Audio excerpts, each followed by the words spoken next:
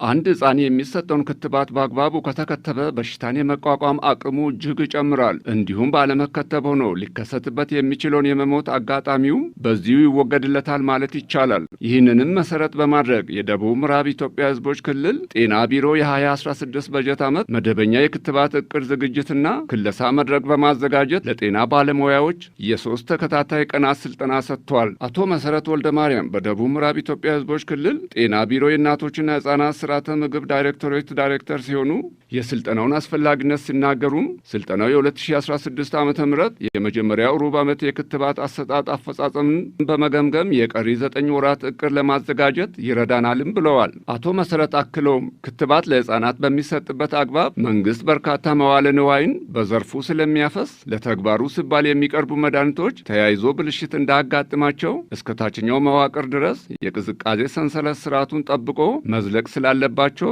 ጉዳዩን አስመልክቶም አስፈላጊውን ግንዛቤ ለባለሙያዎች በስልጠናው አስጨብጠናልም ብለዋል። አቶ ዮሐንስ አዘዘው በቢሮ የክትባት ቁጥጥር አስተባባሪም በበኩላቸው ክትባት በተገቢው በክልሉ ለሕፃናት እንዲደርስ ለማስቻል ከታችኛው የጤና ኬላ ድረስ ያሉ ስራዎች በእቅድ እንዲመሩ እያደረግን ስለሆነ ስልጠናው በዚህ ረገድ የእቅድ መፋለስ እንዳያጋጥመን ይረዳናልም ስሉ ገልጸዋል። በስልጠናው በክልሉ የሚገኙ 6 ዞኖችና 57 ወረዳዎች ተካተውበት የሚመለከታቸው የጤና ባለሙያዎች የተሳተፉ ሲሆን አንዳንዶቹም ተያይዞ በሰጡት አስተያየት ስልጠናው ከስራ ጋር በፊት የነበሩ የዘርፉን ክፍተቶች በማረም ለቀጣይ የተሻለ ስራን ለማከናወን ያግዘናልም ስሉ ተናግረዋል።